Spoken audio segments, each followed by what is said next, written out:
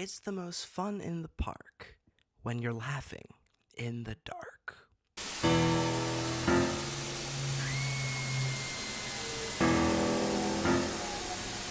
Hello friends, and welcome back to another video on my channel. Today we are talking about a show called Are You Afraid of the Dark?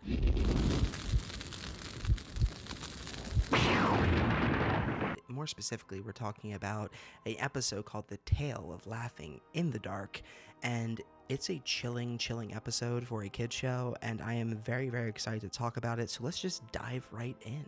So yeah, pretty much this episode's about two kids that are at a amusement park, and the one friend dares the other friend to go into the scare house. And there's a clown on the front of the scare house, and his name is Zeebo. And Zeebo is terrifying. I'll show you him later. He is utterly terrifying. And the ride attendant who is working the scare house comes out, and he's really creepy. And he's like, "Come on in," and like the kid's like, "No." So he ends up chickening out, and the friend that dared him starts pretty much dogging on him all next day for not going in. So the one friend that didn't go in gets sick of being made fun of, and he ends up going in. He makes a bet with his friend. He's like, "I won't only go in, I'm gonna take the nose off the animatronic Zeebo, and you have to wear it for a week when I come out with it." And he's like, "Yeah, right, you're not gonna do that, but let me show you Zeebo real quick." Yeah, he is absolutely terrifying. He ends up going into the house for real, and it goes as well as you could expect for a haunted house to go with a kid in it. He's scared. But when he goes in there, he sees, like, in this mirror part, a reflection of a real life clown that's not an animatronic. It doesn't really explain to you what this is. I took it as the spirit of Zeebo. Let me go into the backstory of Zeebo real quick. Zeebo is apparently a clown that worked in an old haunted house that was on the same location as the new haunted house that was torn down, and Zeebo was like a bad guy, apparently. I'm not exactly sure. The show was kind of a little iffy in the plot details, but you know what? It made up for it in the scares. But let me show you the spirit of this clown that he sees. It gave me chills. What do you think I am, some kind of clown? Yeah, that can all the way off. But he ends up making it to the room where the Zeebo animatronic is, and yeah, he gets the nose and he makes his friend wear it. And yeah, he felt a little victorious, you could tell.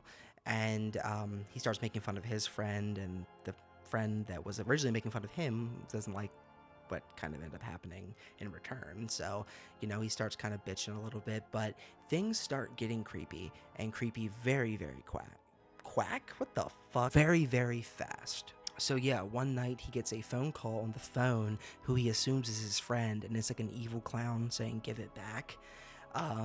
It's terrifying stuff. Take a listen. One day's the best I'm gonna do. Give it back. Give it back. So once he realizes it's probably not his friend, he ends up running up to his bedroom, and a balloon comes out from underneath the bedroom door that says "Give it back," and it's creepy. It almost gives like Pennywise vibes. I thought this was done very well.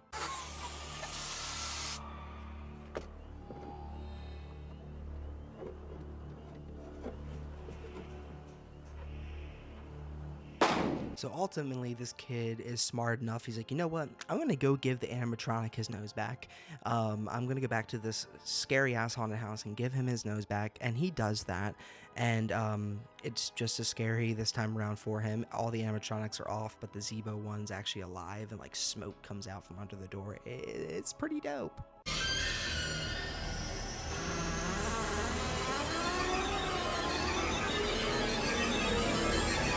And after that, he ends up getting the hell out of there like anyone else would. He gives him his nose back. Zeebo seems appeased. You know, he gives him a box of cigars because, like, Zeebo and the real Zeebo in real life apparently smokes cigars as a kind of a plot element that I didn't talk about, but yeah, he smokes cigars, and he gives him like a box of cigars.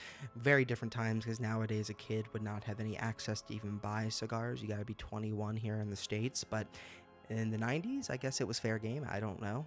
I was born in 99, but yeah, he gives him the box of cigars and he gets the hell out. And as he's leaving, the ride attendant's there again, and he goes, It's the most fun in the park when you're laughing in the dark. "It's the most fun in the park when you're laughing in the dark." And I really like that quote. It kind of stuck with me. That's why I said in the beginning of this video, it really did stick with me. It was just a fun episode, and it ends there. And it's so much fun. This show is set up kind of in the, like, in a way that it's kids telling a story around a campfire, and then it goes into the episode where you see the actual characters that the kids are telling the story about, and I think it works really well. Overall, I'm really impressed with Are You Afraid of the Dark, the show. I've watched many other episodes that I will talk about, but this one really stuck out to me, and I was just so impressed with it. I think it's done very well, and I think it actually holds up better than the Goosebumps TV show, which kind of saddens me to say, because the Goosebumps TV show is my childhood, and this show is not as much, but it holds up so well. And yeah, I hope you guys enjoyed this video. I really do like talking about things other than books, and it was a lot of fun for me to watch this and then make a video on it, talking about it. I want to say thank you for supporting my last video where I talked about some of the changes I was making. I did lose a subscriber, and no hate to that person. I think that's a good thing.